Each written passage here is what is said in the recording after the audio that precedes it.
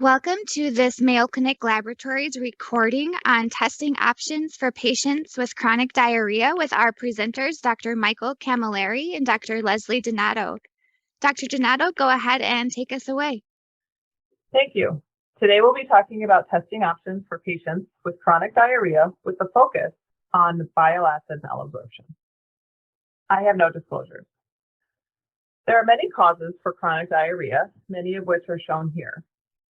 They range from infection to malignancy, food sensitivities, autoimmune or inflammatory conditions, malabsorption conditions, and irritable bowel syndrome. There are many laboratory evaluations that can be performed in a patient with chronic diarrhea. We'll only talk about a few of them for each of the clinical conditions. For infectious disease testing, a variety of bacterial or parasitic or viral testing can be ordered, as shown here. For diseases of intestinal inflammation, such as IBD, there are testing such as serum CRP, fecal calprotectin, or fecal lactoferrin could be ordered. For diet-induced chronic diarrhea, such as celiac disease, a variety of tests is suggested, and those are shown here, including anti-PGG antibodies and all the way down to HLA testing as well. For malabsorption or steatorrhea, typical test options may be fecal fat analysis or pancreatic enzyme testing. And finally, for the non-specific phenotype of irritable bowel syndrome, the first order of testing may actually be to rule out non-IBS conditions and then to perform clinical evaluation of the patient. But we'll be focusing today on the subset of patients who potentially have their chronic diarrhea caused by a condition called bile acid malabsorption, where testing for bile acids would be undertaken.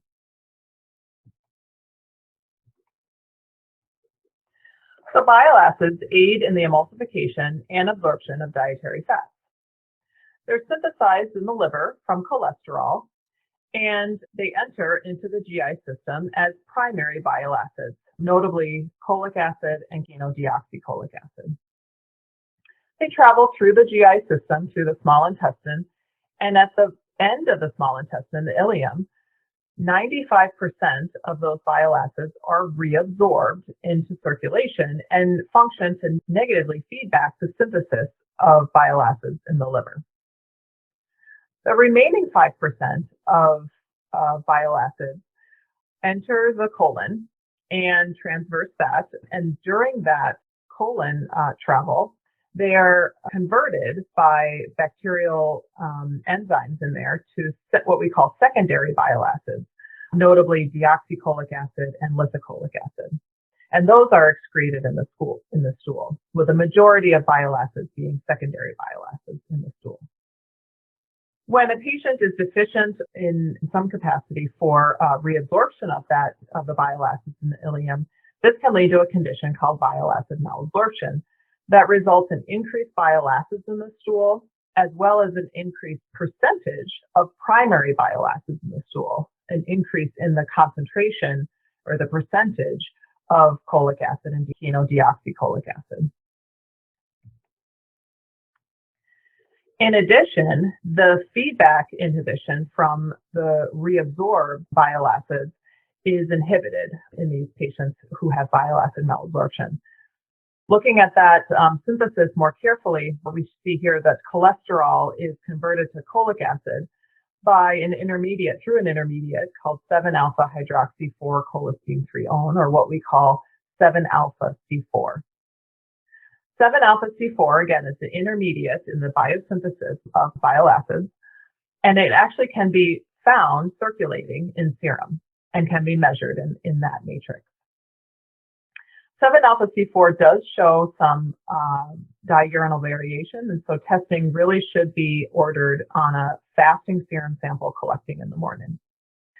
When bile acid malabsorption is present, then it results in an increase in bile acids in the stool, as we mentioned, and less bile acid bile acid absorbed in the terminal ileum leads to reduced negative feedback in the liver, also resulting in increased 7-alpha-C4 in the serum. The pathophysiology that leads to bile acid malabsorption can be from a variety of different sources, such as primary reasons, secondary reasons, other GI disorders, and even medication-induced inhibition of reabsorption, all resulting in the increased bile acid delivery to the colon, which causes increased colonic motility and transit, increased visceral sensation, increased fluid secretion, and increased mucosal permeability. All of which leads to the clinical manifestation for the patient of more frequent and more liquid bowel movements, increased stool urgency, fecal incontinence, abdominal pain, and importantly, these symptoms are similar in adolescents as well as adults. From an epidemiological standpoint, the prevalence of bile acid diarrhea in patients who have functional diarrhea can be quite high, up to about 25 to 50%.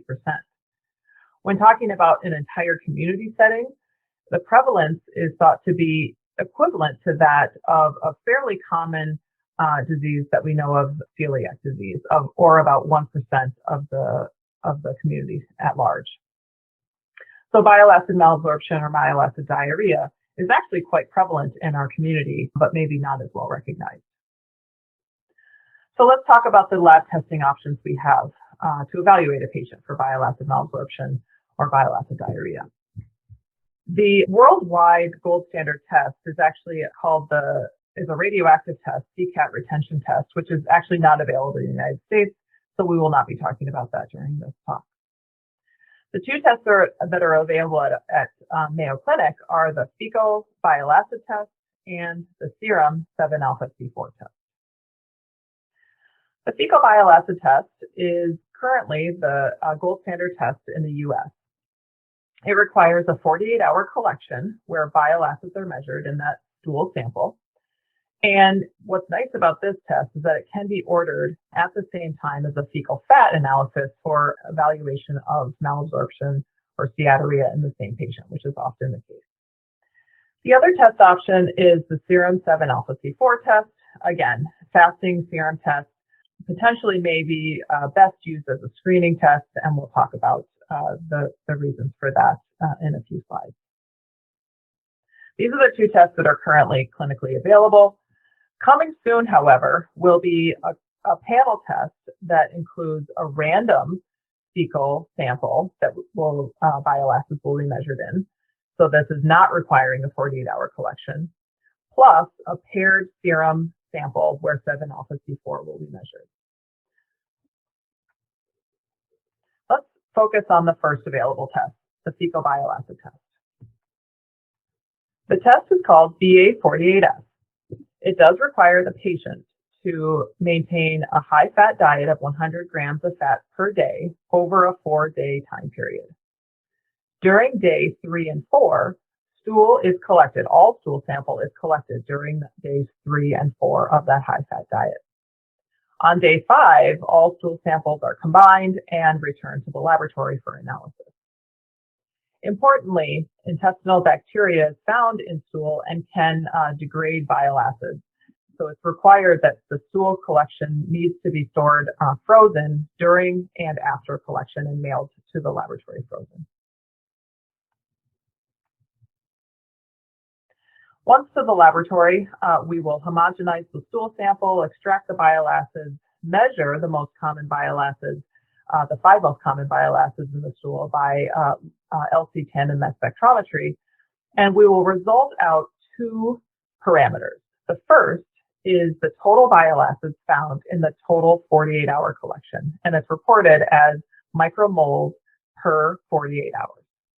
The second reportable is the percent of primary bile acids, or the percent of CA plus CBCA, out of the total bile acids found in the stool. The interpretation of these test results are shown here. The top right in the gray box shows the reference intervals in a healthy population, but more commonly, our clinical decision limits are used, and those are shown in green down below. When total bile acids alone are above 2,337 micromoles per 48 hours, this is consistent with the diagnosis of bile acid diarrhea or bile acid malabsorption. If the primary bile acid of Ca plus CDCA is 10% or greater, this is also consistent with bile acid diarrhea. Or if the combination of total bile acids greater than 1,000 micromoles per 48 hours and primary bile acids is 4% or greater, this is also consistent with bile acid diarrhea. It's important to note that patients currently taking or have recently taken oral antibiotics will have reduced conversion of primary to secondary bile acids, and it can take up to 3 months to restore the microbiome. Patients with severe liver disease or dysfunction will have low total bile acids because of impaired synthesis. And importantly, when ordering this particular test, a random stool sample is not acceptable because we do report out the total concentration of bile acids in that 48-hour sample. But remember, the combination test is coming that will allow for a random stool sample. Lastly, a nice advantage of ordering this test is that a fecal fat test can be ordered on the same exact sample as what's submitted for fecal bile acid testing on the same 48-hour stool collection. The second testing option that's available is that serum 7-alpha-C4 test, where we measure 7-alpha-C4 in a fasting serum sample. The methodology is LC-10MS-Beck, similarly to the bile acid test, which has high sensitivity and specificity for the measurement of only 7-alpha-C4. Reference interval is shown at the top again, but again, clinical decision limits are usually used for the interpretation of this test. A low cut point of 17.6 has actually very good rule out clinical performance, such that a concentration less than this is highly unlikely that the patient has bile acid malabsorption. A relatively high concentration of 7-alpha-C4 in the serum of 52.5 or greater, quite specific for the condition of bile acid malabsorption and can be considered a rule-in criteria. Physicians may choose to use an interpretation such as this, whereas, again, ruling out bile acid malabsorption could be concentrations of lower than 17.6 nanogram per mil of 7-alpha-C4. Ruling in could be a concentration of 52.5, where a physician could then go on to treat the patient with patients to treat that bile acid malabsorption, which Dr. Camilleri will go into in a few slides from now. In between the two concentrations could be considered more of a gray area, where the physician could decide to order confirmatory bile acid, fecal bile acid testing, or potentially try a trial treatment option for the patient to see if symptoms are alleviated. The panel test coming soon will incorporate a random fecal bile acid sample plus the serum 7-alpha-C4. It will require 2 samples to be submitted, a random or spot stool collection. What's nice about this option is that no patient preparation is required, so no high-fat diet and no long-term collection. But it's important to know that only the percent of primary bile acid will be reported on this sample. The second sample to be collected will be the fasting serum sample on the same patient at or around the same time as the stool sample collection, and it's the collection and the resulting is exactly the same as the single orderable test for 7-alpha-C4. The interpretation of this combination test are shown here, where a result of serum 7-alpha-C4 of greater than 52.5 nanograms per mil and a primary fecal bile acid result of 10% or greater has 66% sensitivity and 95% specificity for bile acid diarrhea. So looking at the 3 testing options, we go from the good option of serum 7-alpha-C4 as a very good screening test for bile acid malabsorption. The gold standard test at the top is potentially the best test option for the 48-hour stool sample, but does require that high-fat diet and long-term collection. And potentially in the middle option could be considered the combination test coming soon, which will have the result of a spot stool sample as well as the result from a fasting 7-alpha C4 test in serum. If we look at the pros and cons of these three test options, the serum 7-alpha C4 test on its own is easy collection. Patients are accustomed to a venipuncture and a fasting serum draw, and can be a great option for a mailed-in order for screening. On the right side is the standard fecal bile acid test requiring that 48-hour stool collection. And this, again, is ideal when ordering other tests on a stool sample, such as the fecal fat on the same sample. But it may be difficult for the patient to perform the collection and may be unpalatable for them. So given these challenges, the better option may be this combination panel of the spot stool collection with a fasting serum sample. This may be ideal for patients to actually perform their stool collection during the physician-patient encounter, such that taking home a collection kit may not even be required. I will now turn the presentation over to my colleague, Dr. Michael Camilleri, who is a professor in the Division of Gastroenterology and Hepatology with more than 40 years of experience treating patients with GI-related disorders and is a worldwide expert in the condition of bile acid malabsorption. Dr. Camilleri. Thank you, Leslie. Thank you for the opportunity to give you some clinical perspectives on bile acid diarrhea. These are the relevant financial relationships. We have performed single center studies of medications that are in development for the indication of bile acid diarrhea. And you can see the grant support came from Novartis, Allergan, and NGIM Biopharma. And I will be talking on off-label usage of bile acid sequestrants, cholestyramine, cholecystipol, and cholesavelam. Let's go to the next slide, please, Leslie. So when we see patients with chronic diarrhea, we often ask the patients, do you have any blood with your bowel movements? When you flush the toilet, does the stool sink or does it float? And have you had any unintentional weight loss? Those tend to be what we call alarm symptoms. And if the patient doesn't have alarm symptoms, then we are moving down into what we would call the chronic functional type of diarrhea. But let me just remind you that if the patient has blood per rectum, then we're going to do a colonoscopy and biopsy. If they have indicators of fatty diarrhea, then we're going to do small bowel biopsies, imaging biopsies, and aspirates for bacterial overgrowth. If they don't have any of these features, and they don't have any unintentional weight loss, then we're suspecting either irritable bowel syndrome with diarrhea or chronic functional diarrhea. We will then perform some dietary exclusion if the patient has identified such an item in the diet that's causing the diarrhea, such as lactose.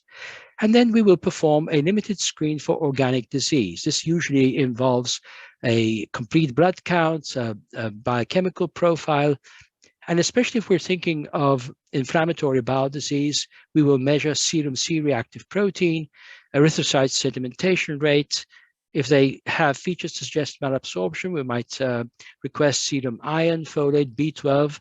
If we're considering celiac disease, tissue transglutaminase, IgA, we might also send off a stool sample for excess fat or calprotectin. But as Dr. Donato has mentioned, in the future, a very simple thing that we will do when we encounter the patient is measure the serum 7-alpha C4 and also send that same stool sample that we're collecting for, say, calprotectin, because we're suspecting possible inflammatory bowel disease. That same sample can also be sent for primary bile acid measurements. So we're seeing that the combination tests could fit in very nicely into this limited screen for organic disease.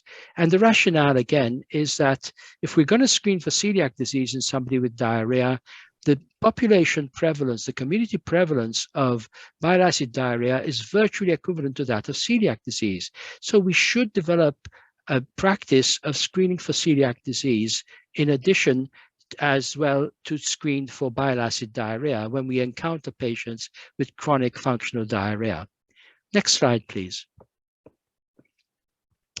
So when we see these patients, we sometimes have indications of the elevation of serum 7-alpha-C4, and that will be our screening test, after which we will likely, in the patient who has persistent chronic diarrhea, we may measure full gastrointestinal transit, and that helps us to titrate the treatment that we give to the patient. Do we just use something simple to slow down transit? Or if the patient has an elevated serum 7-alpha-C4, or they have elevated total 48-hour fecal bile acid excretion, then we're going to be using the bile acid sequestrant. Now you'll see from these two slides I've shown you that these were algorithms that were developed for articles published in 2017. And since then, the work that has been done by Mayo Clinic's Department of Lab Medicine and Pathology has really emphasized the importance of making a positive diagnosis, not just empirically trying to see whether the patient responds to a bile acid sequestrant. Now we have the tools to actually make a definitive and positive diagnosis when we see patients with chronic diarrhea. Next slide. We know that bile acid diarrhea may also be a contributor to diarrhea that happens in other diseases, in addition to chronic functional diarrhea or irritable bowel syndrome. So when we looked very recently at patients seen at Mayo Clinic with other diarrheal diseases, and I'll explain these in a minute, we found that a fairly significant proportion of these other diseases also had a component of bile acid diarrhea. And you will not be surprised, of course, if the patient has had an ileal resection, let's say due to terminal ileal Crohn's disease, then their ability to reabsorb bile acids is markedly diminished. And therefore, a higher concentration of bile acids is going to get into the colon and cause the diarrhea. Similarly, if the patient has had a colectomy with ileal pouch anal anastomosis, they pass a large amount of bile acid, high concentration, into the pouch, and there it can actually cause pouchitis and severe diarrhea. But we've also identified that patients without any resection, without any surgery, patients with celiac disease, which may even be patients who have already had benefit from gluten withdrawal, they may also have bile acid diarrhea because, as you know, the ileum can also be involved in celiac disease. Similarly, the terminal ileum can be involved in microscopic colitis. And finally, patients with neuroendocrine tumors like carcinoids will often have had a resection of the terminal ileum, but we've also shown that even with minor resections of less than 25 centimeters, less than 1 foot of ileum resected can also be associated with bile acid diarrhea. Let me show you some of those data on the next slides. Well, before I do so, let me also tell you that it's really important to make a positive diagnosis.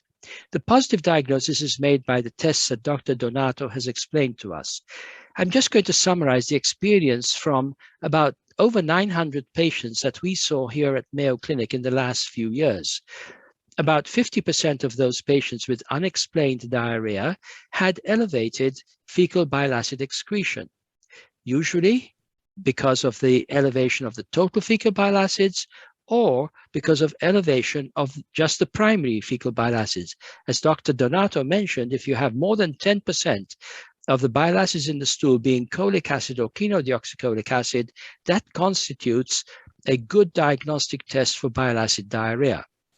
Now, importantly, when we looked at the medical records and we saw the patients who had had a definitive diagnosis of bile acid diarrhea and were given one of those 3 bile acid sequestrants, cholestyramine, cholesavelam, or cholestyramine, you can see that there's about a 67 to 75% response rate to those treatments. In contrast, in the same period of time, we also look to see what is the therapeutic response if the patient just had chronic diarrhea and the physician decided to put them on a therapeutic trial of one of those 3 bile acid sequestrants. The response rate in that group was only 25%. So if you make a positive diagnosis before you treat the patients, you have a 3-fold likelihood of responding to the bile acid sequestrant.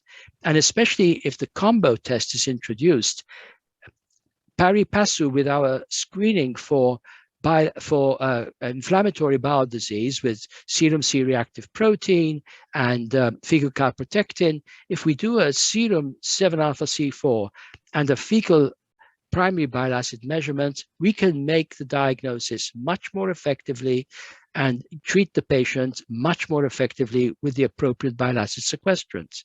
Next slide.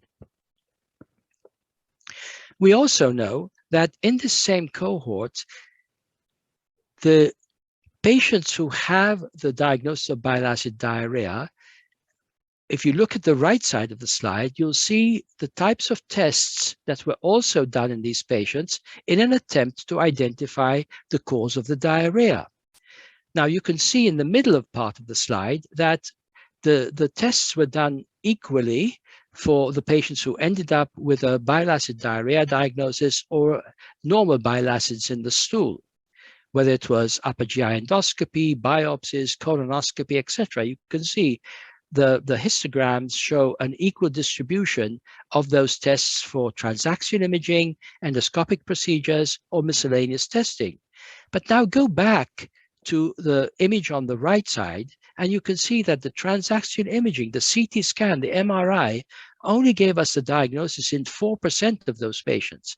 The endoscopies, including biopsies, only gave us the diagnosis in 5% of those patients, whereas the other tests only gave us a diagnosis in about 8% of the patients. So the fact of the matter is that there is an opportunity to reduce healthcare utilization by early adoption of the 48-hour fecal bile acid evaluation, which is what we studied in this particular analysis. And I think in the future, we think this is going to be even more cost-effective once we have the combo test that Dr. Donato mentioned, which is the random stool sample for primary bile acids and the fasting serum 7-alpha-C4. Next slide. So in summary, these are the take-home points from a clinician's perspective. 25 to 50% of patients with chronic diarrhea have bile acid diarrhea. This is about 1% of the general population. It presents usually with an increased frequency of bowel movements, a more loose stool consistency as measured, for instance, by the Bristol Stool Form Scale. Very often the patients have urgency.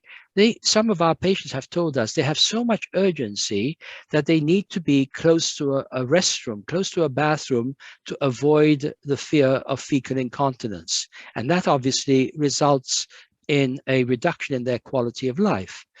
We also have seen that bile acid diarrhea may be a component of other diseases, and I mentioned celiac disease, microscopic colitis, as well as diseases like ulcerative colitis of Crohn's disease that may be associated with resection of parts of the intestine.